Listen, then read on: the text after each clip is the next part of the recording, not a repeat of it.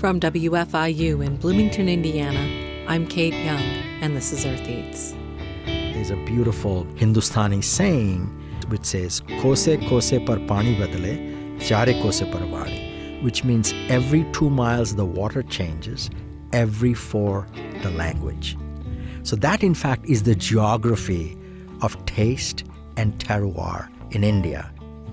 This week on the show, we talk with sociologist Krishnendu Ray about place and food and caste in India and how identity can be defined as much by what you don't eat as by what you do eat. And we share a recipe for a homegrown hot sauce that cannot be prepared indoors. That's all just ahead. Stay with us. WFIU is available on all the major social media platforms. You can find us on Facebook at WFIU Public Radio, on Instagram at WFIU Official, or follow us on Twitter at WFIU. It's a great way to keep up with the latest from Public Radio for Indiana. Thanks for listening to Earth Eats. I'm Kate Young.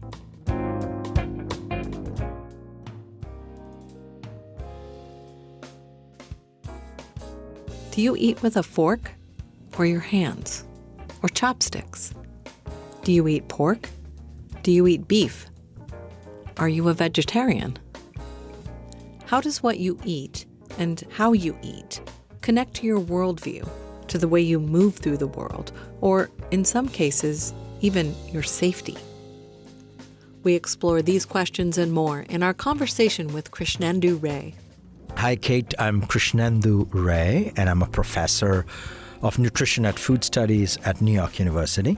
And my work tends to be on immigrants and foodways, what changes, what stays the same, what difference does it make to the immigrants themselves, and what difference it makes to other Americans. I come from sociology, and the part of the world I come from, which is India, and because I'm here to present a talk at the DHAR program of Indian Studies. In India, there's not that much of a difference between sociology, cultural sociology, and cultural anthropology, but a lot of my work is anthropological, but I'm trained as a sociologist, so as a cultural sociologist. And I'm part of a department that's called Nutrition and Food Studies. It's an unusual department because usually a nutrition department has nutritional science and would typically have food science. But by calling something nutrition and food studies, that studies is hinting towards social sciences and the humanities. And that was part of the imagination of founding chair of the program of the department. Her name is Marion Nessel, and she's a bit of a celebrity. Yeah. She wrote a book called Food Politics, Yeah. and she's written dozens of books. When she was kind of reconfiguring the department, she had a pretty good idea about what we know about nutritional science and what we don't know. But she said the big gap was understanding the social context of eating. Why do people eat certain things, not eat certain things, love certain things? I'll give you an example. At what point did Americans say, we are a meat and potatoes culture, but we love sushi? No one could have predicted that. Right. How did that change happen? Okay, so she was interested in bringing in some of the social questions. So she hired a historian, Amy Bentley, first. Then they hired someone like me coming out of sociology. And I had gotten my PhD from SUNY Binghamton and had taught for a decade at the Culinary Institute of America, where that itself was a fascinating transition. Because the Culinary Institute of America hired me as one of the earliest people working on a PhD because they wanted to expand the curriculum. Their argument, the president and the vice president's argument, was that we know what it takes to train a great chef and a sommelier and a baker, but in today's world, a chef is in fact becoming more like a public intellectual. Wow. So the chef needs to know about cultural difference, about sustainability, about health and public health. So I was one of the people they hired to say, could you start the curriculum on food and cultures of Asia, food and cultures of the Americas, and food and cultures of Europe?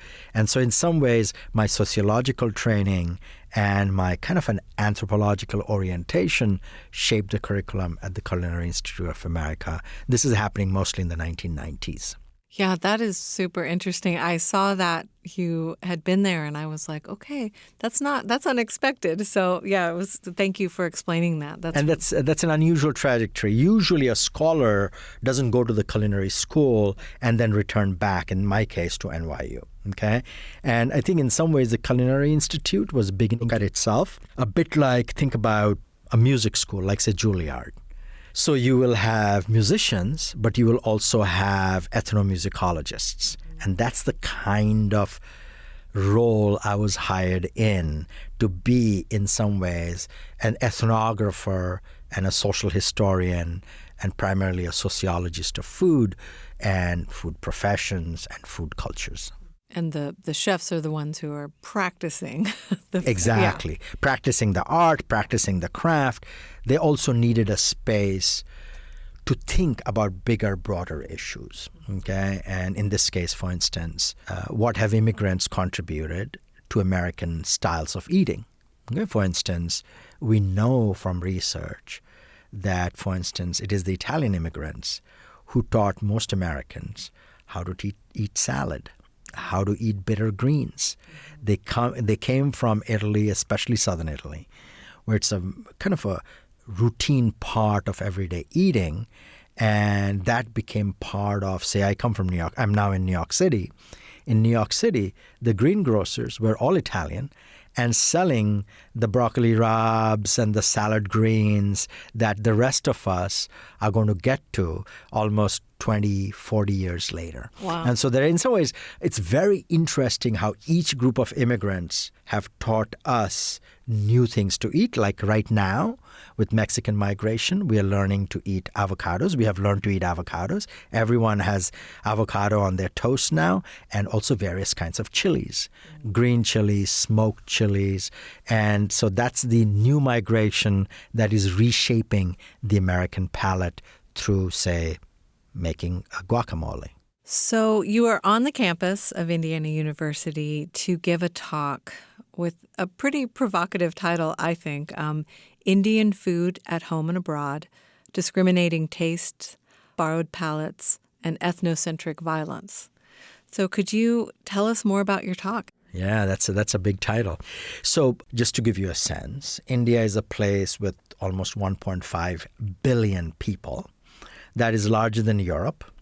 India is a place with more than 270 mother tongues, more than 20,000 dialects. Okay, so the first argument is nations do not match to one cuisine. So in some ways, Indian food is an abstraction that you can only see from very far away.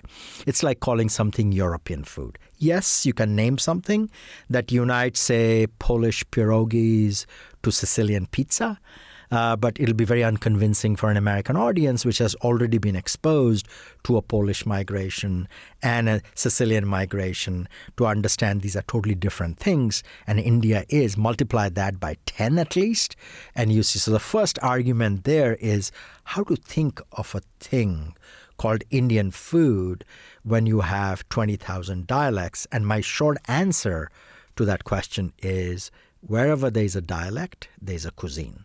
So I would say there are at least 20,000 Indian cuisines. And a dialect is a good way to think about it, because food is what goes in, language is what comes out. Food is very subjective. I don't know how you exactly taste vanilla or you taste chocolate. I know what I taste.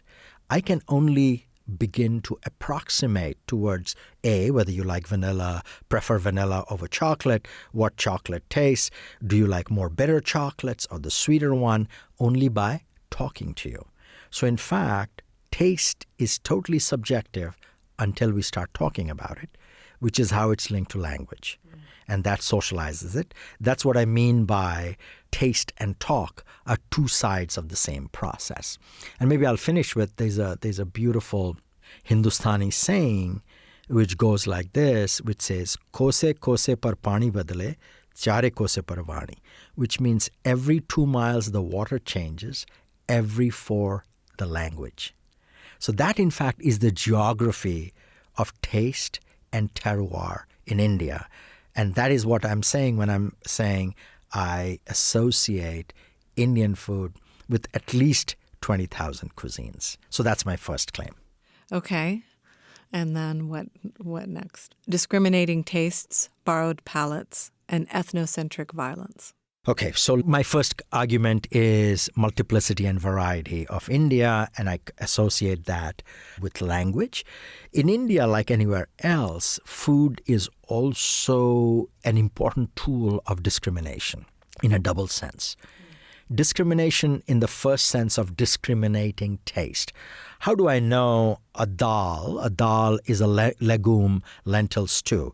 And India is probably one of the regions in the world where you have dozens of legumes, stewed legumes, and they're a very important part of a cuisine. How do I discriminate, that is to distinguish one kind of legume from the other? I'll give you an example. I come originally in India from a small town called Balasore, which is the east coast of peninsular India. If you can imagine India in your head, it's like a rhombus. This is going back to your middle school, high school geometry, a rhombus and a large rhombus and a little rhombus. So I come from the eastern end of that rhombus, which is peninsular India, around the city of Kolkata, but in the state of Odisha. My mother tongue is Odia, and my father tongue is Bengali. Bengali is to Odia what Spanish is to Italian, but with a different script. Okay? So kind of this is the context in which you have this multiplicity and variety. And what that Hindustani saying is Kosa par pani badle, chare par vani, is in fact taste changes in different parts of India. And it is being able to distinguish and discriminate that taste. That's the first aspect of discriminating taste, making refined commentary and distinctions. Like my maternal grandmother would cook her pink dal, lentils, with, in some ways, some onions, some garlic, roasted garlic. So it had a very garlicky flavor. My paternal grandmother would cook it with a Bengali 5-spice called panchphoron. Panchphoron has fenugreek in it, fennel in it, mustard in it, So it'll have a slightly smoky flavor, okay, and different from the garlic onion flavor of my maternal grandmother. And they thought they were doing two very different things. And can I make the distinction between these two dals? That is about what? They lived about less than a kilometer apart from each other in this Odia town of Balasore in coastal India, and they thought they were doing two different things. For someone from outside, that might taste quite similar to each other. Okay, so one part of discriminating taste is being able to make fine judgments. The other part of discriminating taste is, in fact, discrimination, which is in India, a lot of the discrimination happens on histories of caste. Caste is a big and a complicated topic, and I would say caste is both ancient and modern. The caste, the term itself, is a Portuguese term, and we came to name it in particular ways. It is ancient in terms of ways of organizing a people, where different waves of people have come into India from northwestern India and settled in, and they often have married local women. That's why, by the way, in Indian history, father tongues and mother tongues are quite distinct. This anthropologist and linguist Peggy Mohan, in fact, is writing a book called Father Tongue and Motherland, which is this kind of a complicated and interesting relationship. But the way this relates to is different people were classified as different caste by these people coming into India and settling in, and created a hierarchy. These are not equal differences, but according to the standard theory, there are 4 castes of Brahmins at the top, which is a small percentage of the population, Kshatriya, the warrior caste, and then Vaishya, the trade, and Shudra, in some ways, the working castes, okay? Then there was a 5th category often given various names, who are called outcasts. Today, in Indian history, they often self-identify as Dalits. These are the same group of people who Gandhi, Mohandas Karamchand Gandhi, Mahatma Gandhi, the great Indian nationalist leader, identified as Harijans, that is God's people, okay, as a way of getting past the discrimination in the naming. More activist Harijans have come to see themselves as, call themselves Dalits, and constitutionally in India they are called scheduled castes and scheduled tribes. And coming back to this question of discrimination, what has been central to at least 2,000 years, if not more, of Indian history is who you eat with and who you marry. Caste determines. Okay, so in some ways, in the Indian context, I would say, I think the analogy would be, in the West sometimes we say, and in India also, you are what you eat. But then there's the other side that's also very important. You are what you do not eat, and you are who you do not eat with. I think those are the two rules that determines caste. And I think that's probably a universal principle everywhere in the world. But in India, it came to be associated with upper caste vegetarianism. And in fact, most of people who eat, for instance, beef, can be part of the Hindu world, but they are often considered outcast.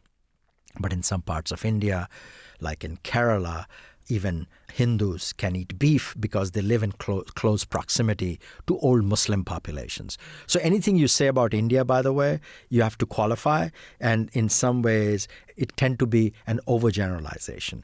But what I'm going to talk about is the two dimensions of discriminating taste, which is ability to make fine judgments about what is good taste, and how that, in fact, is linked to questions of exclusion, hierarchy, and discrimination, which has been historically very important and continues to be important in India.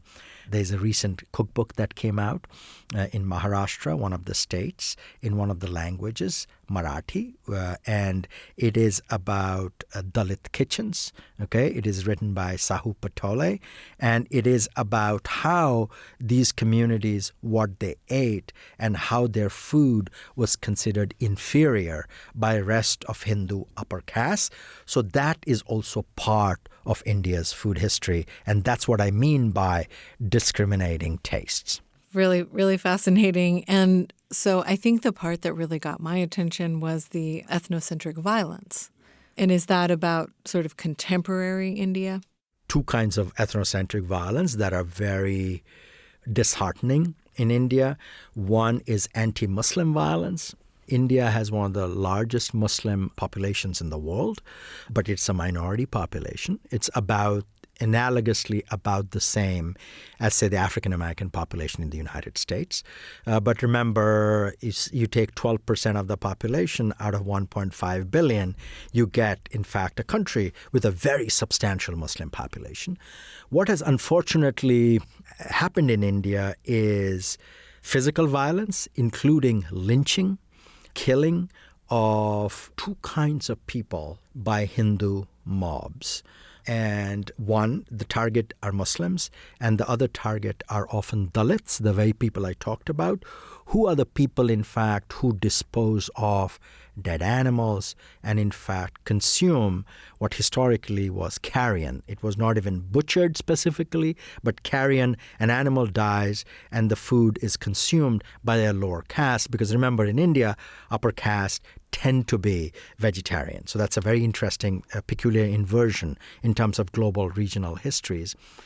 And in India, over the last 2 decades now, we have seen increasing violence on allegations and rumors of meat eating, specifically beef eating, largely targeted against Muslim populations and Dalit populations. And that has come to be identified strongly with Hindu nationalism and vegetarianism as kind of a force in Indian politics. And over the last, I would say, a decade, that has become an important instance of disciplining people about what they should eat and what is good to eat, and where there is no sense of limits of questions of privacy. So in some ways, what you eat becomes a loud political public argument rather than staying in the household as something private, a question of privacy. What you eat at your home should not matter to the state, should not matter to the public, but it has come to matter, and it has become A, terrifying, B, disheartening for someone like me who's born into a Hindu family, and my parents are practicing, believing Hindus, to see this kind of intolerance and violence spread in India, which is linked to forms of religious fundamentalism, with pressure on what people should eat. And this links back to my previous comment, which is about you are what you do not eat in the Indian context. Yeah, I mean, I have definitely been hearing about a lot of the violence and the Hindu nationalism, but I did not understand this piece about how it's connected to food and how it's connected to meat eating. Yeah, it's totally astonishingly connected to meat eating. I had so in some no ways, idea. It's not a trivial, what you eat is not a trivial question in India anymore.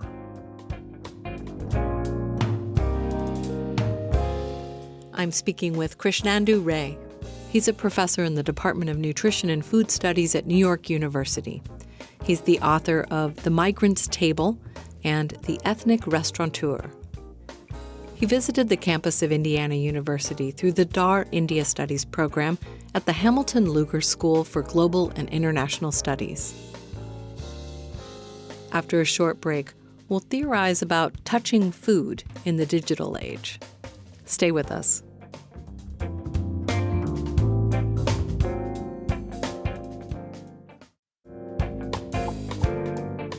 Kate Young here. This is Earth Eats. If you're just joining us, my guest today is Krishnendu Ray, food studies professor at NYU. He published an article about touching food in the journal Anthropology of Consciousness and in Cultural Anthropology for their series Hands On, Touching the Digital Planet. I wanted to hear more about that. This piece came out in the Anthropology of Consciousness journal, and I forget the exact title. I think it's something like Touching Food. What is it called? It is Touching Food on Finding the Tactile. Tactile, Yeah, exactly. very good. Yes, very clever, right? In fact, I was struggling with the title. I wanted to find a neologism that engaged with this question of tactile, which is touch, but also touch in the digital age. That's what the framing of this piece was. So in fact, it was my doctoral student, Natasha Bernstein-Bunzel, who suggested to me, maybe you should invent a word called tactile, which is TECH-TILE. Anyway, so this piece is about, I would say, let me illustrate it to you. It's about touching. And one of the things that distinguishes Indian food culture is that we eat with our hands. So you are touching the food directly, quite distinct from what happens in Southeast Asia and especially in East Asia. You're going to chopsticks. In Southeast Asia, you're often using spoons. And when you go to the Mediterranean world, think about a map of Asia in your head. Think about the Mediterranean world and European world, you're moving to forks. By the way, that happened relatively recently, 18th and 19th century, that most Europeans moved to using the fork. People would also use their hands. But now that we are used to, and Americans, because so many Americans came from Europe, became a culture of fork usage. So this piece is about food in the Indian Ocean world. And it's India. It's also, I give an example of cooking and touching in Zanzibar because I observed it there, and also cooking and touching, say, on Malaya Peninsula in Penang. So it's all across the Indian Ocean world. I would say what connects Indian food and Indian Ocean food is in fact eating with our hands and not eating with chopsticks and not eating with the fork. So in the first instance, this is about touching food directly. And I would say if my first argument is Indian food is, say, 20,000 food according to dialects. My second argument is, if anything that unites Indian food is that we eat it with our hands. Okay, from chapatis, rotis in northern India, to rice and porridge, also with your hands, which is kind of distinctive in some ways, along with dal. It takes a certain kind of a body technique. And so this piece is about, in some ways, that, but it's about, in some ways, what makes Indian food distinctive is the use of hands. What connects it to something bigger than India, which is the Indian Ocean world in some ways. And in this piece, I also talk about, I'll give you a specific example. My mother lives in Delhi with my brother, and I try to call her. She has the toughest time doing the sliding motion in a smartphone because she's always tempted to press. And the press function works very differently than the sliding function that is so crucial. So say when I call up my mom and say, Mom, how did you make that goat meat curry or that eggplant in yogurt sauce? She has a difficult time picking up the phone because she cannot do the sliding motion. Okay? So that is what focused me into this question of Indians are obviously good at touching and manipulating touch because they're doing these subtle movements with their rice, with their dal, with their various kinds of vegetables. But certain movements of the hand is generationally determined. Compared to her, my son is a master of the smartphone move, the sliding touch. He's good at that. But if you ask him to write, okay, he has never written in his life, more or less seriously, handwritten, okay? It's always digital, okay? It's always touch. So if you almost see an infant now with an iPad, the infant almost knows what touch is and what tactility is of a particular kind. So in some ways you can say my son generationally has lost the capacity for calligraphy in some ways, right? Which is very important culturally in different parts of the world, including in India, and writing in Urdu, writing in Devanagari for Hindi script or Bengali Odia, or writing in the East Asian world. And yet, so he's very digital and very proficient at it, very unskilled in writing with the hand, but he constantly works with ceramics. He throws ceramics, he makes ceramics. So he's obviously using touch in a subtle and a complicated way. And he also builds his own computers. So he's not just using the computer, but he's also putting it together, various components. So this made me think about, by gender and by generation, how our different skills of touch and tactility is linked to context, infrastructure. So this is basically an argument about the relationship between infrastructure and culture. Usually when we think about culture, we rarely directly link it to infrastructure. Okay, and bodily habits generationally. There's an anthropologist, Marcel Mauss, who articulated the argument, who in fact articulated for the first time the way a body moves through a material world and a social world is strongly shaped by gender and generation. The way you walk, the way you run, the way you swim. For instance, I know how to swim, but my swimming is a totally ugly swimming rather than the trained swimming most Americans do. If you put me in a swimming pool, I'm an embarrassment. But I can swim to save my life if you throw me in the sea or throw me in a lake, okay? That's body technique. You learn how to do these things. You learn how to walk, and often you can distinguish an American from their style of walking, even if you run into them anywhere else in the world. Okay, compared to Indian, for instance. So this whole piece is about gender, generation, infrastructure, and body technique, and how our sense of touch is changing and being redistributed differently, and what is its relationship to consciousness and what we think, because so much of our bodily activity is in fact unthinking habit. So at the end of it, it's a way to think about habit and conscious activity. And in some ways, my mother's habit of pressing, she cannot retrain her body past the pressing, which comes in the way of sliding, okay? take my son's example, in some ways, his amazing digital touch, ceramic touch, he cannot transform that into writing, because I was really pissed off when I saw his signature on his passport. I said, what is this thing? Okay? And so my dad would be very disappointed, because my dad had this elaborate calligraphic writing, that he took great pride in. His writing was much better than mine.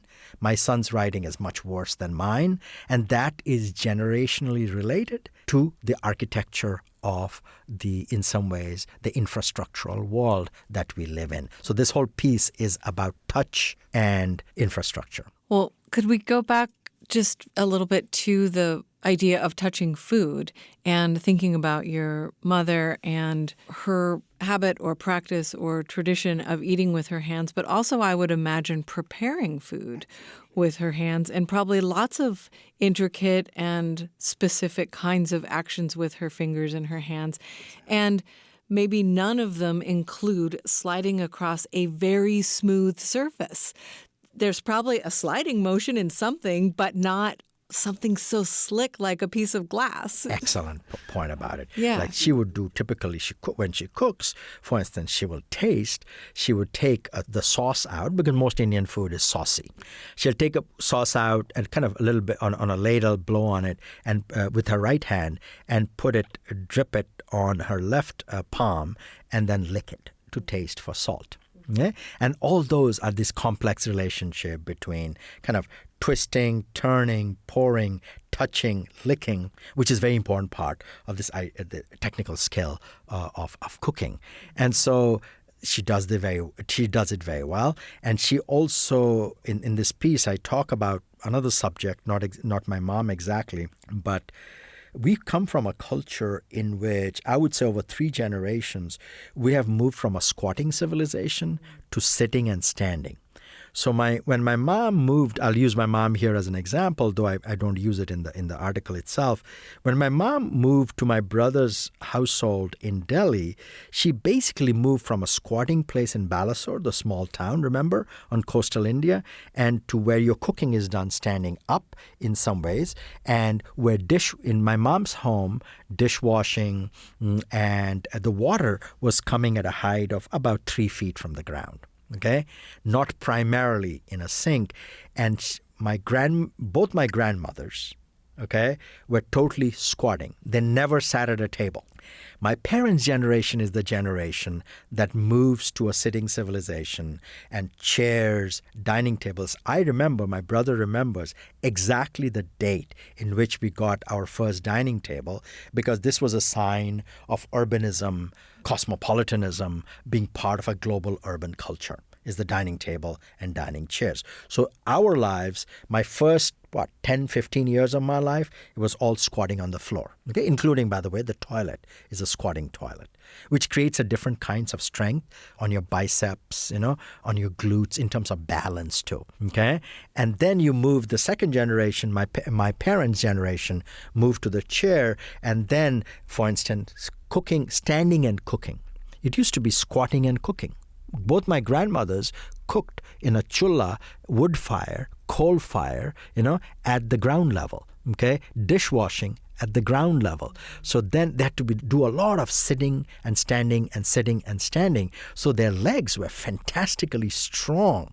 Okay. And I noticed it because after 6 months of my mother moving from her home into my brother's home, she was much more unstable in terms of squatting and sitting and standing up. Okay. And my sister-in-law pointed it out to me. She says, we have to give her these tools so she squats and stands up. She retains those muscles and the strength. And one of the things we did was there's a knife that is used in Eastern India. It is not a knife with a hand, but it's called a boti. A boti has a wooden base and then an S-shaped knife. And you squat on the floor and you use it to shred vegetables, make a fine dice of cucumbers. It is your body weight against the knife, and you're doing it squatting and balancing. So we had to buy one of those things in Delhi so that she could use it, so she would not lose her capacity of, in some way, squatting, standing, that transition, and the strengths of some of our muscles, which of course also reminded us body technique, and use of the body. And she's 86 years old. We would like her to be able to sit, stand, squat, and go back and forth. And that is very good for her balance. So anyway, this is an example of the relationship between infrastructure, the built environment, body techniques, skills, and ways of cooking, ways of prepping, and ways of eating. And this article is an attempt to connect those things. Yeah, I mean, just hearing you talking about that is making my knees hurt. Exactly. I do not have that strength. And yeah, that's also, you had, in the article, you had described that knife, or you had talked about using it, and I could not picture it. But just now when you explained it, I can show it to you right now and squat and show. In a sense, you sit and you kind of the wooden base, and you put the weight of the body against it, and so the knife is stable. Knife is stable. Your body you are that's the body. Moving. The body is kind of rhythmically moving, and she can do the finest dice of a cucumber with that. It's a very sharp knife. It's a large S-shaped knife, and you use your body and the weight and the balance to do that. And of course, I don't have the technical skill to do it. My son has no technical skill to do that. He's much more proficient with knives standing on a cutting board. I was going to ask about your son and the eating with his hands. Is that something that... Not very proficient. He's not very proficient, and he can use his hand a little more for the breads and stuff. But the technique that goes into using, think about rice and dal. Yeah, those are two that you don't think of eating with your hands. You don't think of, with your spoon, etc. And I am losing slowly the capacity as I increasingly practice it in an American world where I would increasingly use the fork and the spoon. But he, in some ways, his skill is nowhere near the technical skill my mother has, my brother has, my sister-in-law has, and I have. And in terms of the total changing it's runny, and you make a kind of a mound of the rice, almost like a little ball, and you add the dal to it, and you take it in one motion into your mouth, but not like a mess all over your face, but in a very delicate and a dignified way of eating, and that's body technique. And my son does not have those techniques, though he, even as a little child, he would say, I would want, Dad, can I eat Indian style today? So he would do that. He would try that. But mine was a mixed American and an Indian family. My wife was American. I had two stepchildren who were already, in some ways, socialized in the American world. And remember, it takes us almost a decade to master the fork. So it's a complicated tool. Okay, and it becomes naturalized. Okay, and just as using the hands in a particular way, these were almost two kinds of social infrastructure came into play in my household. One lost and the other won.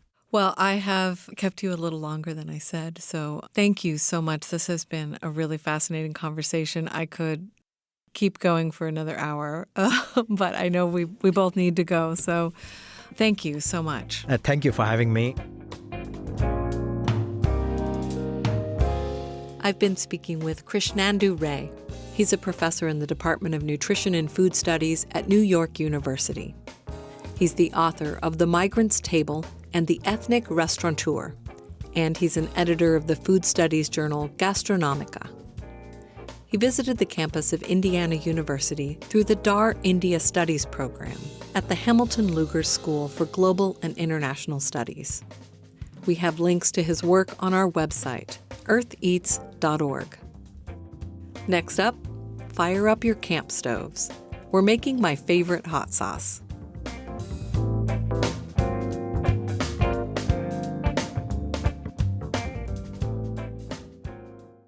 Welcome back to Earth Eats. I'm Kate Young.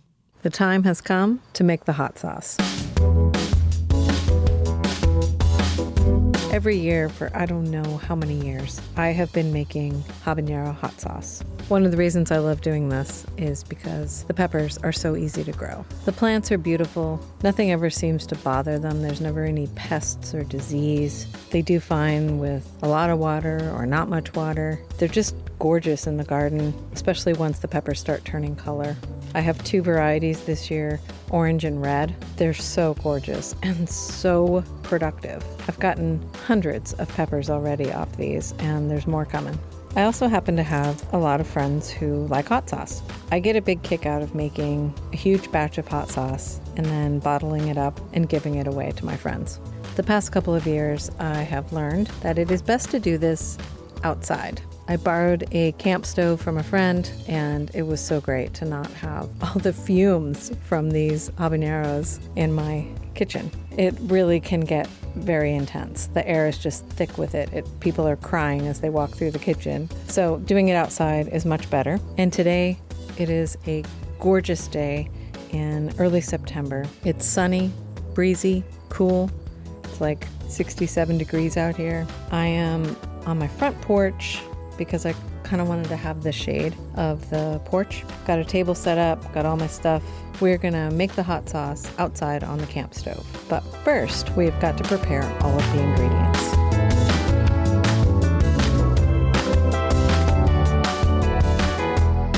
I'm gonna make 8 batches in one pot. My ingredient list is 4 onions, 2 quarts of apple cider vinegar, 8 teaspoons of honey, 40 garlic cloves, 8 carrots, 2 quarts of water, 16 teaspoons of salt, and 96 habaneros. Of course, if you're just making a single batch, you only need 12 peppers. One of the things I love about this recipe is it's really simple.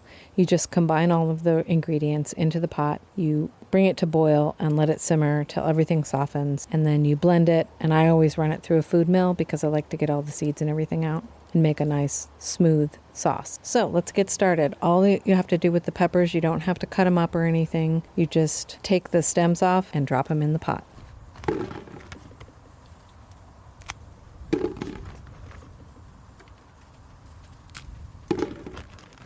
Next, I'm going to work on the garlic. All I really need to do with the garlic is get them peeled. I need 40 cloves. Because I'm doing a mass amount, I'm going to use that trick where you put the garlic in a metal bowl and you put another metal bowl on top of it and you just slam it around to get this peels off. I've done it before. It works really well. So I'm going to get 40 cloves of garlic into this bowl. I've got all these garlic cloves in one bowl. I'm going to put another bowl on top, and I'm going to shake it like crazy.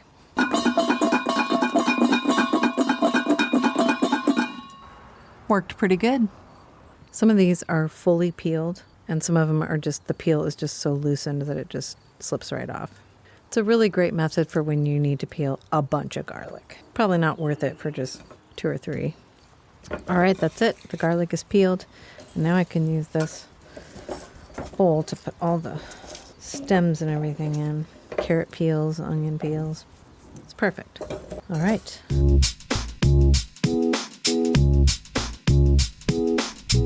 On to, I think next we're going to work on the carrots.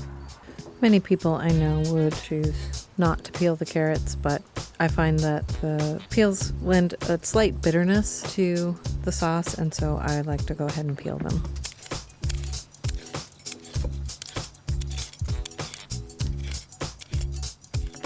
All right, so that's 8 carrots.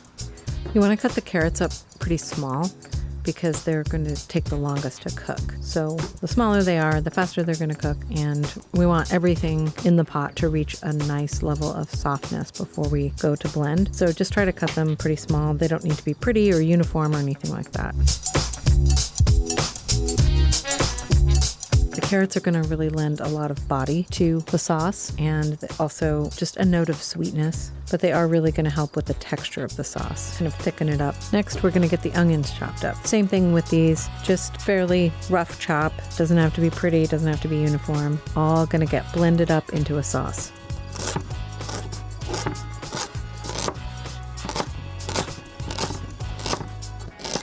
All right, we got our 4 onions and our 8 carrots all peeled, chopped up, and into the pot. Now it's just a matter of measuring the rest of the ingredients and cooking the sauce down. So we need 2 quarts of apple cider vinegar and then equal parts water. So 2 quarts of water.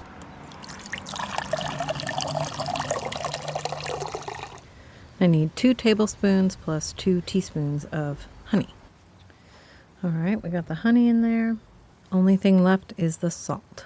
Okay, it's going to be 5 tablespoons plus 1 teaspoon of salt. Okay, we are all set on the ingredients. Everything is in the pot. Now just to get it on the heat. So I need to set up the camp stove, and then we're ready to roll.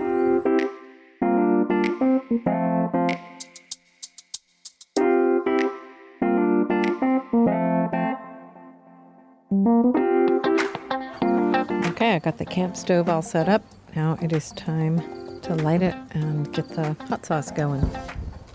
And I have all the ingredients in one big stock pot. And I'm just going to bring it to boil. And then once it comes to a boil, I'm going to turn the heat down a little bit and just let it simmer till all the vegetables are softened, especially the carrots. The carrots, like I said before, they're going to take the longest. So we'll just keep testing those. And once they get soft enough, then we'll be ready to blend it.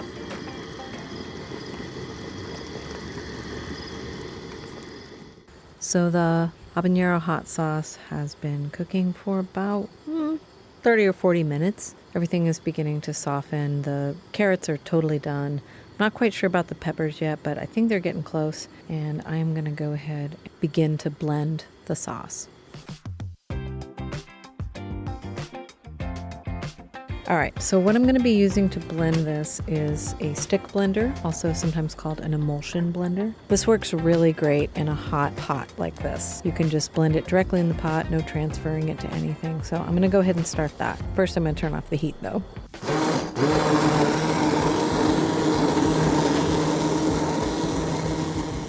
Hooey! And this is the place where the fumes get really intense. If we were doing this indoors, the kitchen would be on fire right now. Just all of that heat coming from those peppers is just right in your face when you're over this, blending it.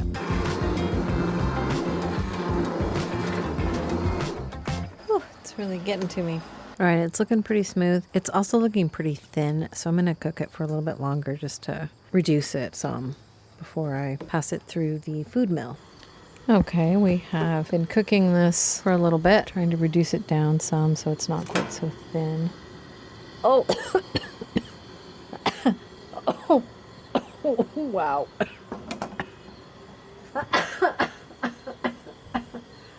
Oh, the steam just hit me.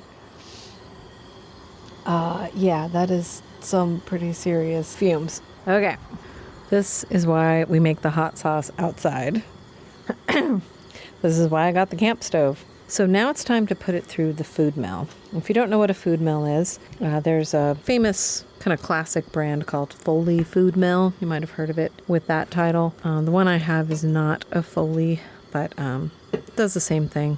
It's just a device that you can kind of push things through and it will filter out all of the kind of skins and seeds and stuff that you might not want in there. And then just this nice velvety sauce is what's left. So I'm going to go ahead and turn this off and then I'm going to put it all through this food mill and see what we've got. All right, let's go.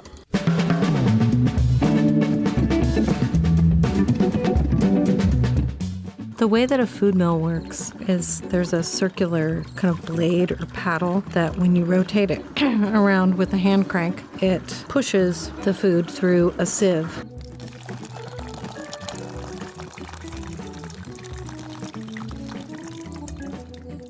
And then at the end, what you're left with is this really nice, smooth sauce. And all of the skins and all of the seeds from the peppers have been filtered out. It's just all really nice and smooth. I'm going to cook it down just a tiny bit more to just get it a little bit less thin, and then we'll be all done and ready to bottle. Unlike most things that I make, tasting hot sauce is not something you can just really do right as you're making it, because hot sauce isn't something that you just eat by the spoonful. I mean, I guess some people do, but I do not. So today I've just got a simple cheese quesadilla and I'm going to try my habanero hot sauce. Shake it up. And for me, a little bit goes a long way. Whew. Okay, yeah, it's very hot. It's very hot. The edges of my tongue are really burning and tingling right now, but it has such a great flavor. I love the fruitiness of the habanero. It's there in the aroma too. It's so delicious. I love it. I do really enjoy this hot sauce. Just a couple of drops on a quesadilla, or a few drops in some eggs, or some other dish that just didn't get quite spicy enough. Enjoy at your own discretion. This piece was produced by Alexis Carvajal.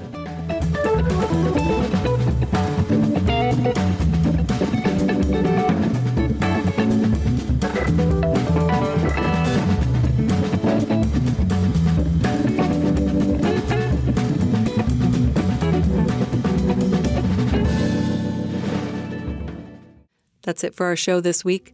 Thanks for listening, and we'll see you next time. The Earth Eats team includes Eobon Binder, Alexis Carvajal, Alex Chambers, Toby Foster, Leo Paz, Daniela Richardson, Samantha Schimenauer, Peyton Whaley, and we partner with Harvest Public Media.